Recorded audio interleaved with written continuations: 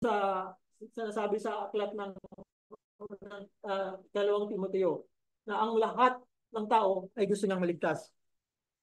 So may kinalaman din po ito sa mga hintil na nabanggit din ni Brother Nahum kanina. Ito ay ano ba ibig sabihin ng mga hintil? Ito yung mga bayan na hindi Hudyo. Ito ay ang tinutukoy niyang mga hintil ay kasama ng Diyos sa kanyang eternal plan of God. Yung mga hintil, hindi lamang ang mga Hudyo. So dito rin binunyag ni Pablo yung mystery about Christ na may kinalaman sa pagliligtas sa lahat ng tao. So doon nga sa Ephesians 3, 10 to 11, ay sinabi niya na ito ay ang eternal. Kung balikan po natin yung kanina,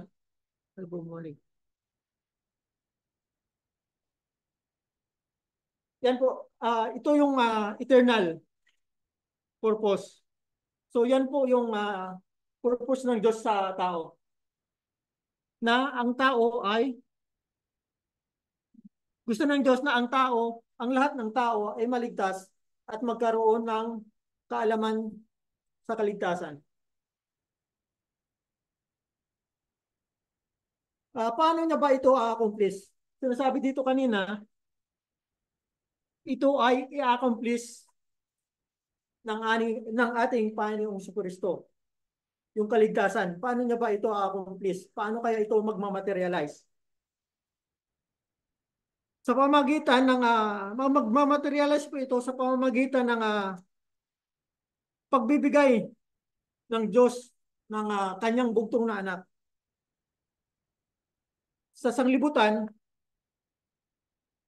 at sapagkat ang sanglibutan ay mahal ng Diyos. Kaya ang a-accomplish po nito ay ang ating Panginoon Kristo. So nabanggit rin ni Brother Naum kanina na yung pasimula ay the beginning is the word. Word. So ito ay may kinalaman sa kaligtasan ng tao.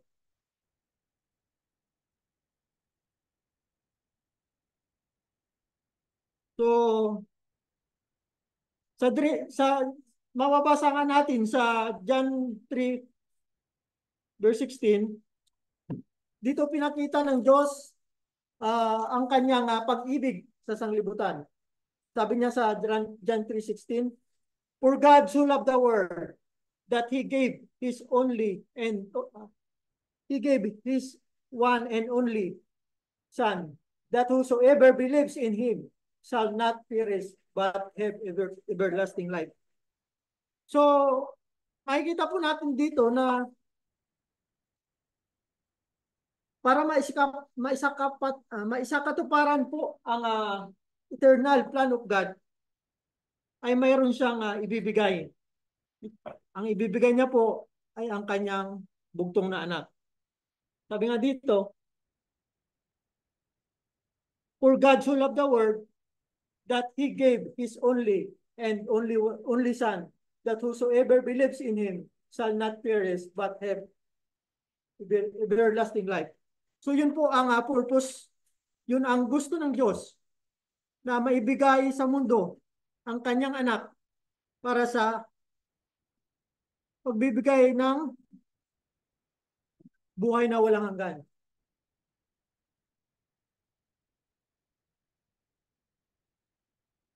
So dito pinakita ng Diyos ang walang hanggang pag-ibig na inibig sa atin, bagamat tayo ay makasalanan, ay ibinigay niya ang kanyang bugtong na anak para sa mundo.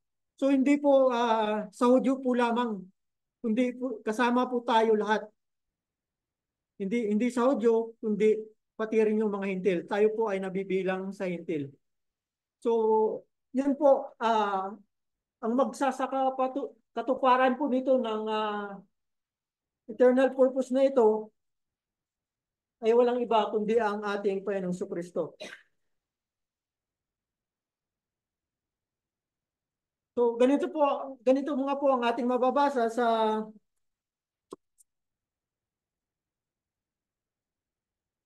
Juan chapter 1 verse 14. Ganito po ang ating mababasa. The Word became flesh and made his dwelling among us. We have seen his glory of the one and only Son, who came from the Father, full of grace and truth. So napakaliwanag po na ang ating Panginoong Kristo ay ipapanganak katulad ng Bible study natin kanina na si Jesus ay ipinanganak bilang tao. So binabanggit dito na yung word na binabanggit natin sa unang sa John 1 chapter 1 verse 3, ang sabi doon, in the beginning was the Word, and the Word was with God. So same po na binabanggit na ito pong word na ito ay magkakatawang tao.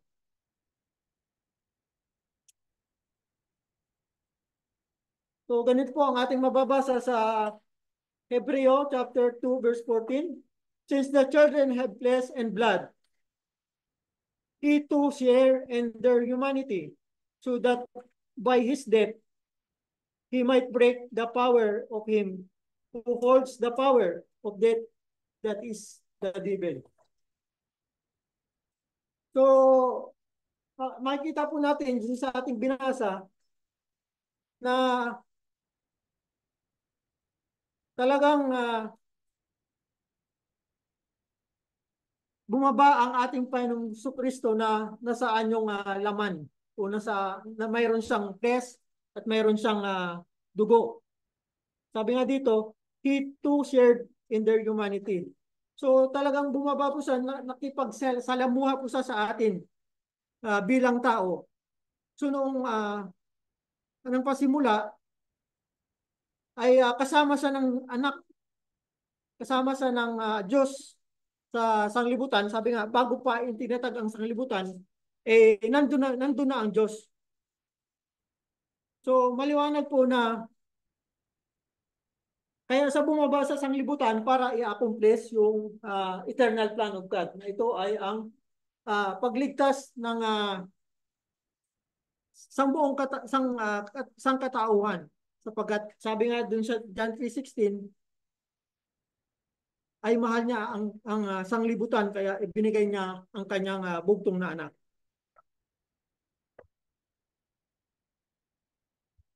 Ganito po ang ating mababasa sa dalawang Juan chapter 7. I say this because many deceivers who do not acknowledge Jesus Christ as a coming in the flesh have gone out in the world and such person is the deceivers in the Antichrist. So sinasabi ni Juan, ang mga Antikristo ay nanilin lang at hindi naniniwala na ang ating Panginoong Kristo ay ipinanganak ng may laman o nagkatawang tao. So makikita po natin o makikilates po natin yung mga Antikristo. Paano po natin makikilates yung Antikristo? Kapag hindi po sila naniniwala na ang ating Panginoong Kristo ay naparito ng nasalaman.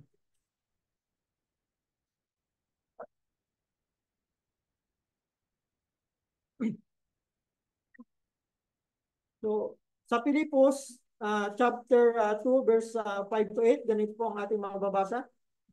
You must have the same attitude that Christ Jesus had.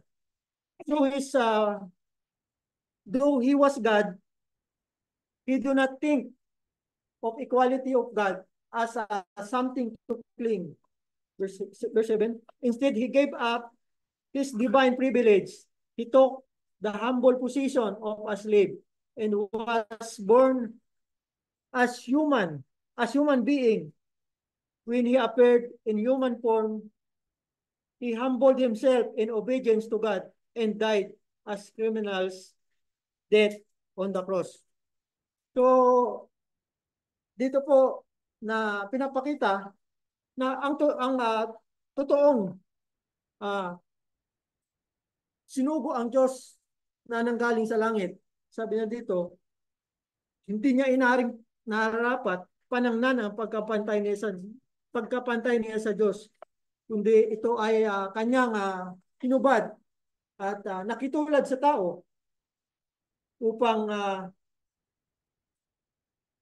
tayo ay matubos sa kanyang para upang tayo ay matubos para sa ating mga kasalanan. So kung ating pong susuriin siya ay naging tao ng pasimula. Siya ay pinanganak kung ano ang nararanasan natin bilang tao, yun rin ang kanyang nararanasan ng ating Panginoong Kristo. Sabi niya nga dito, he gave up his divine privilege. So hinubad niya ang kanyang pagka-Diyos. So alipin siya at sabi niya nga dito, nakitulad sa mga tao. Naging alipin. So makikita po natin dito na ang iba kasi naniniwala na hindi talaga sa puli human o tao. So maliwanag po dito sa ating binasa na ito ay naging tao. Nga sa napag-aralan nga natin kanina, ito ay pinanganak ni Maria. So itong pinanganak na ito na si Jesus, ito yung magsasakatuparan ng eternal plan of God na magtubos sa ating mga kasalanan. Sa Hebreo chapter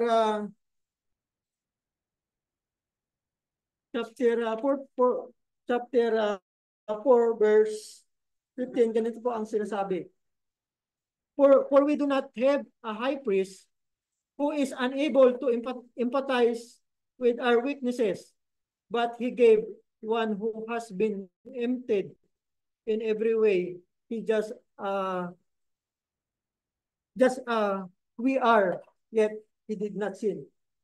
So, nakita po natin dito sa ating binasa na ang Diyos, bagaman ay nasaan yung tao, ay hindi siya nakasumpungan na siya ay nagkasala. So, kung ano man po ang katayuan ng isang tao, ganun din po ang nararamdaman ng ating Panginoong Kristo.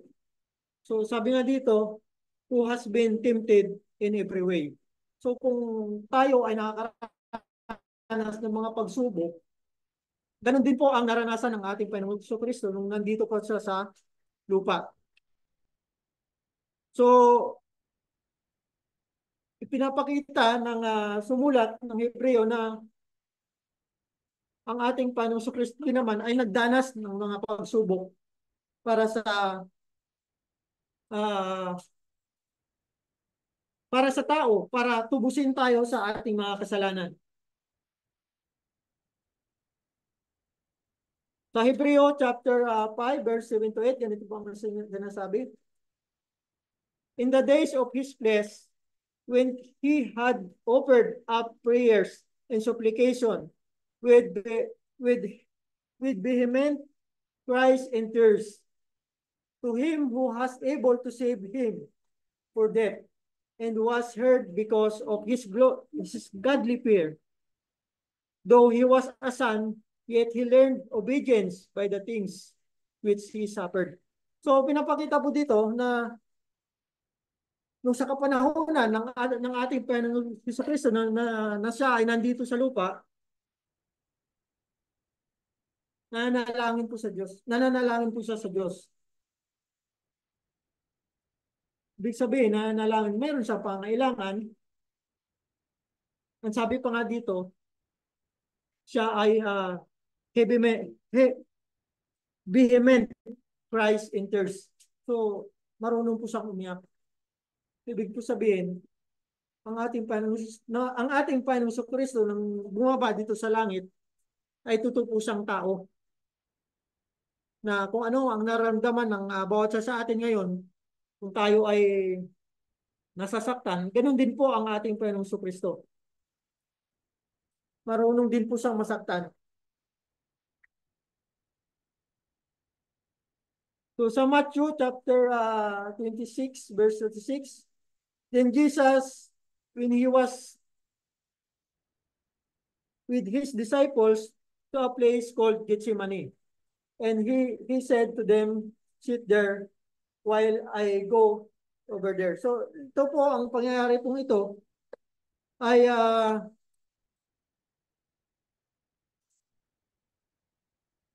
pagkatapos ng hapunan ng ating Panginoong Kristo, ay sinama niya ang kanyang mga alagad sa Gethsemane.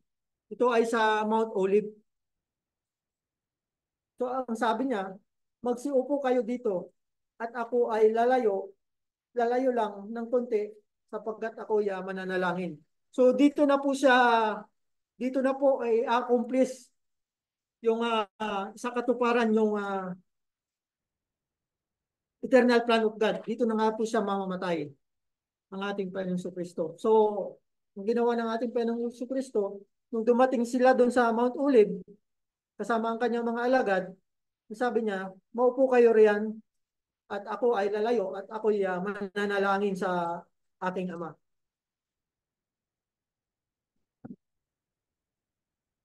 So, ang ibig po lamang sabihin nun, mayroon siyang nararamdaman.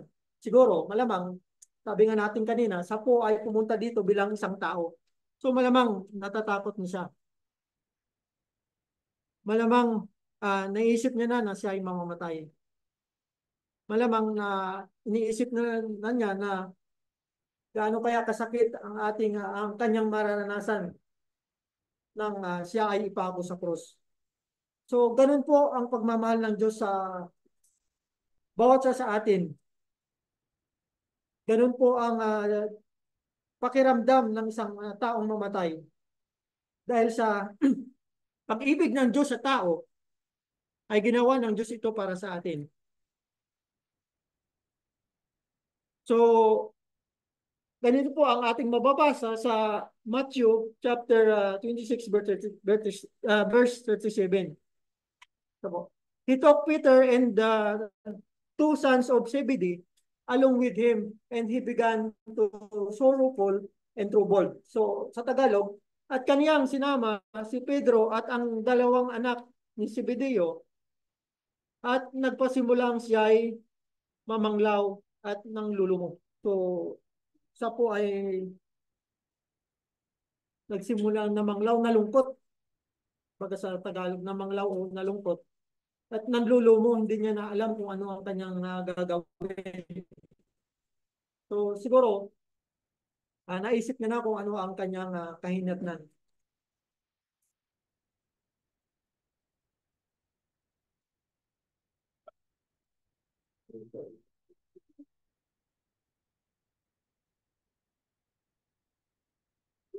So, sa Mark, ganito po ang ating mababasa sa Mark chapter 14, verse 33. Halos parehas lang po sila sa Matthew. So, ibang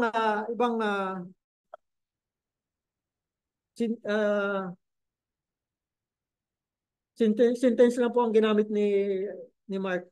Sabi dito, he took Peter, James, and John among with him, and he began to be deeply depressed and troubled. Tagalog, sinama niya sina Pedro at Santiago at Juan. Nagpasimula siyang mabagabag at mabahala.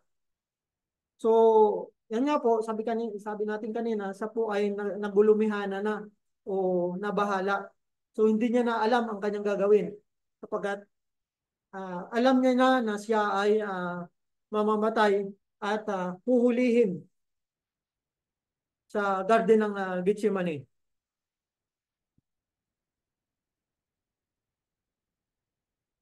So sa Mark chapter 28, ganito po, verse 38.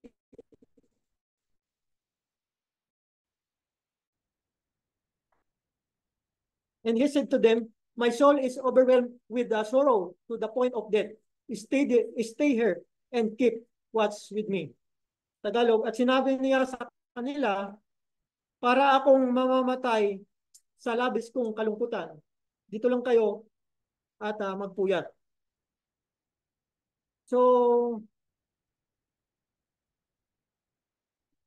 pinapakita po dito na yung eternal plan of God na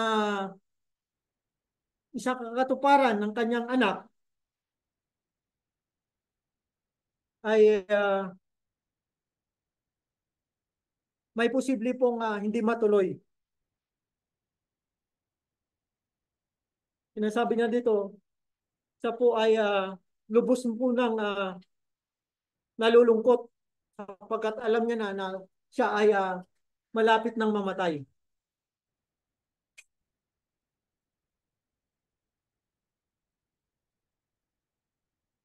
So sa Matthew chapter 26 verse 39, ganito po. Going little farther, he fell with his face to the ground and prayed, Father, it is possible my cup be taken from me. Ye not as I will, but as your will. Ito nga po, sinasabi natin kanina na posible pong hindi matuloy ang plano ng kanyang ama. Dito po, makita natin, umaatras na po siya ang ating Panginoon Jesucristo. Ano pong ibig? Natatakot na po siya. Ibig sabihin, natatakot, totoo siyang tao. Mayroon po kasi ibang sikta ng relihiyon na madali yan, madali, kasi Diyos naman yan eh.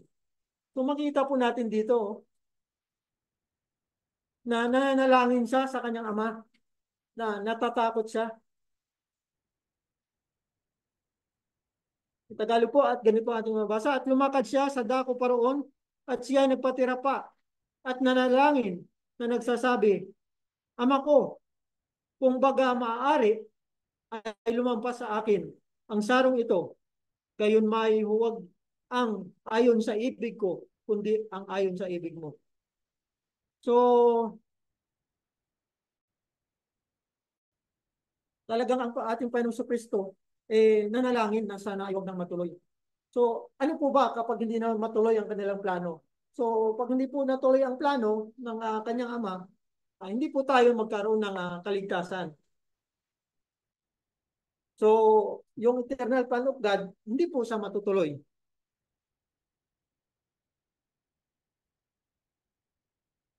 Sa Matthew chapter 26 verse 4, chapter 26 verse 40, ganito po. Then he returned to his disciples and found them sleeping. Could didn't you men keep watch with me for an hour? He asked Peter. Tagalog, and lumapit siya sa mga alagad at sinabi, kanyang narat ng nangatutulog at sinabi kay Pedro, ano, hindi kayo maaaring mga kipagpuyat sa akin ng isang oras. So, dito po, medyo nagalit na po ang ating Panginoong Jesucristo na nung umalis siya, nanalangin siya doon sa medyo malayo, nanalangin sa kanyang ama. Nung bumalik sa kanyang mga alagad, natutulog po ang kanyang mga alagad. So parang iniisip na siguro, malapit na nga akong mamatay, hindi man lang kayo nakikiramay. So talagang kung iisipin po natin bilang tao, mangyayari po sa atin yung ganun, napakasakit po talaga. So kung i-internalize po natin, so ganun kahirap ang dinaranas ng ating Panginoong Jesucristo para sa kaligtasan nating lahat. So, kung i-imagine po natin na ang isang tao ay may taning, di po ba? Talagang maguguluhan ka o manlulumo ka, di po ba? Ganun din po ang naramdaman ng ating Panginoong Kristo. So, sa kagustuhan ng ating Panginoong Kristo na iligtas ang sanglibutan o ang lahat ng tao, ay ginawa niya ito. Kung sa alam naman natin na sa kasaysayan, nangyari po ito eh. Natuloy po, namatay siya at nabuhay at umakyat sa langit. So sa Matthew chapter 26 verse 41, uh,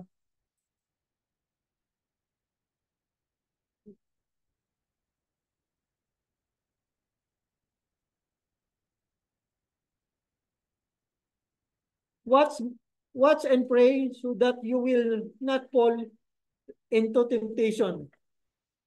The spirit is willing, but the flesh is weak. So, ang sinasabi na dyan,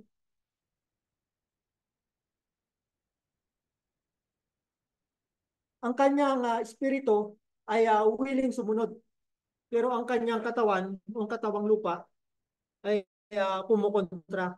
Kasi nga, nasa anyo po siyang tao. Hindi po siya, sabi nga natin kanina doon sa Pilipos, hinubad niya ang kanyang mga pribilehiyo. Hinubad niya ang kanyang pagka-Diyos. So, totoong kung ano man ang nararamdaman ng isang tao, ay totoong nararamdaman ng ating Panginoong Kristo. So, namnamin po natin kung gaano kasakit, kung gaano kaluba ang naranasan ng ating Panginoong Kristo para lang sa kaligtasan mo at kaligtasan ko. Ganun po ka lalim ang pagmamahal ng ating Panginoong Kristo para sa katuparan ang kaligtasan ng sang,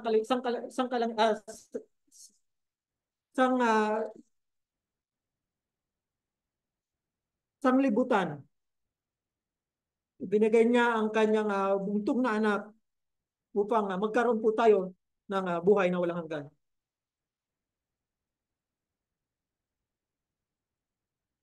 So sa Matthew pa rin po sa verse 42,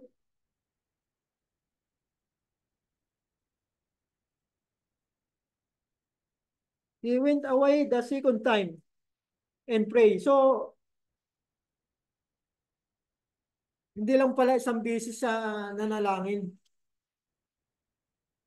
Sinabi dito, second time and pray. So, dalawang beses po siya nanalangin. Sabi niya dito, my Father, if he is not possible for this cup to be taken away unless I drink it, may your will be done. Sa Tagalog, muli siyang umalis at nabilang ikalawa at nanalangin na nagsasabi, Ama ko, kung di mangyayaring makalampas ito, kundi kung di ko inumin, mangyayari nawa ang iyong kalooban. So, dito po, dalawang beses po siya nanalangin. Ano ibig sabihin ng nanalangin sa ulit? Talagang gustong-gusto niyang umayaw. Siguro talagang kahit sino naman sigurong tao kung malapit ka ng mamatay, lalong-lalo na kung ipapako ka pa sa krus, eh talagang siguro aayaw ka. Di po ba? So ganun po ang gaano kahirap ang dinanas ng ating Panginoong Kristo nung siya'y nagkatawang tao. Dahil sa kanyang pagmamahal sa atin, yan po ang mga dinanas ng ating Panginoong Kristo. So, pinanalangin niya talaga ng dalawang bisis sa kanyang ama na sana, sabi niya, kung maaari, sabi niya, kung sa atin ngayon, baka naman, bigay naman. Yun po ba? Pero, sabi niya, may your will be done. Yun ang maganda. Sabi niya, kung maaari, kung ako lang ang masusunod, sabi niya, ayaw ko na. Pero kung gusto mo, susundin ko. Sabi niya. So, ano pa yung kasunod? So sa Matthew, sa verse 43, ganito po. He went back. So when he came back, he again found sleeping because their eyes were heavy. At siya ay nagbalik na muli at naratnan silang nangatutulog sapagkat nangabibigatan na, na, nangabibigatan ang kanyang mga mata. So sa second time nga po, bumalik uli ang ating Panginoong Kristo. So talagang natuluyan na ang mga alagad, talagang nakita niya ng natulog na. So hindi niya na kinaya ng mga alagad ang puyat. So hindi niya na ginising at sila umalis uli. Sabi dito, so he left them and went away. One more, one more, and prayed the third time, saying the same thing. Tagal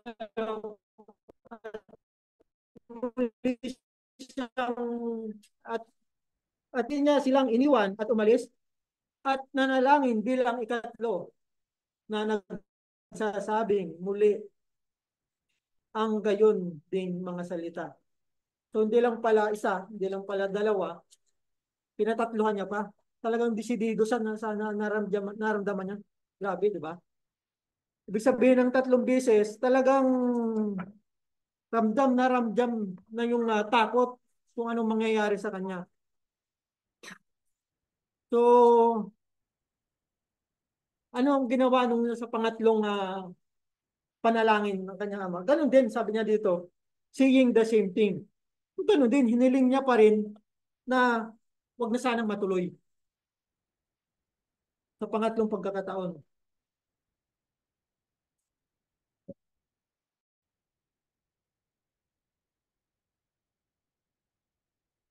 So, sa mga katuwid po, seryoso po ang ating Panginoon sa kanyang naramdaman. Seryoso ang ating Panginoong Hesukristo na hindi lang isa, hindi lang dalawa, hindi lang dalawa, tatlo. Hiniling ng Diyos na wag nang matuloy ang kanilang plano.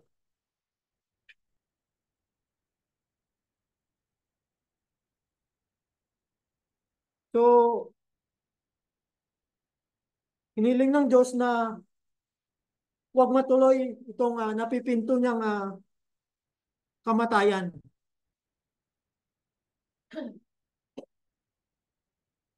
Sabi nga natin, kung hindi ba ito matutuloy, ano ang mangyayari? So, hindi po maisakatuparan ang eternal plan of salvation of God. So, totoo po na may punto talaga na talagang aayaw ang ating Panginoong Kristo na hindi matuloy ang eternal plan salvation of God sapagkat sa kanyang pagiging tao ang ating Panginoong Kristo ay labis na nahihirapan. So pinapakita po dito na talagang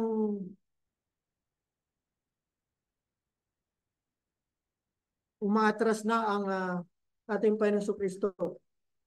So sigurado ako alam niya nung pasimula pa lang ng suguin siya ng kanyang ama na siya ay mamamatay sa cross at ipapako.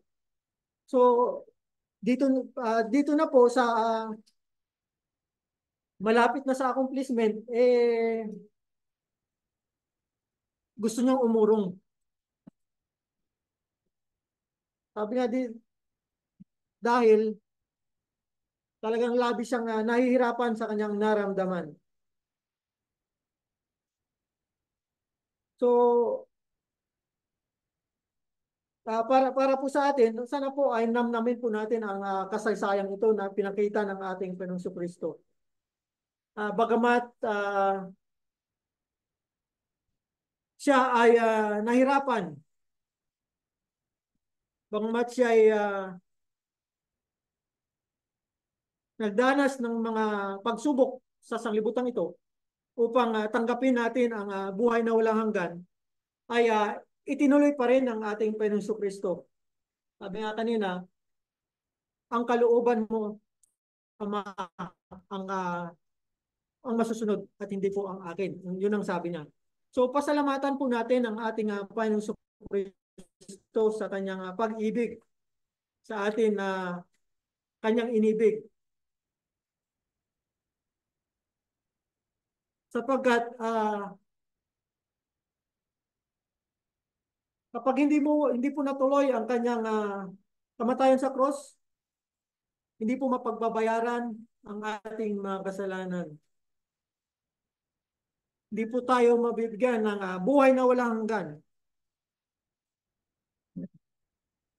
Sana ma-appreciate po natin ang pagmamahal na ginawa ng Diyos sa atin, ng ating Panginoong Kristo. Gusto niya na ang lahat ng tao ay maligtas at magkaroon ng buhay na walang hanggan.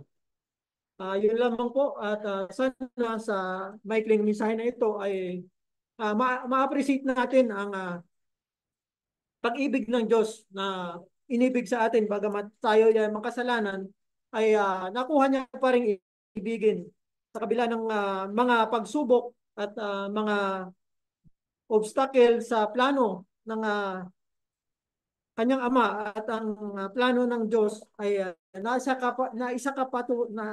katuparan pa rin na tayo ay matubos sa ating mga kasalanan.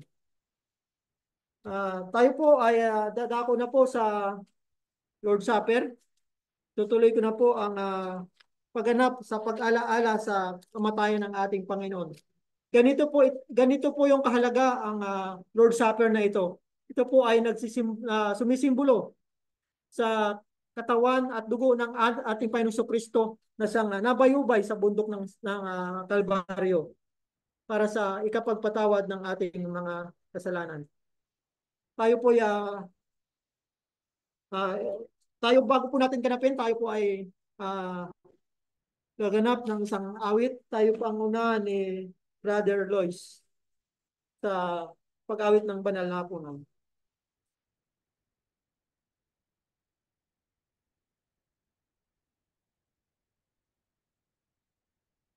Thank you, Brother Noli, for that sermon. So bago tayo magsimula sa Lord's Supper, let us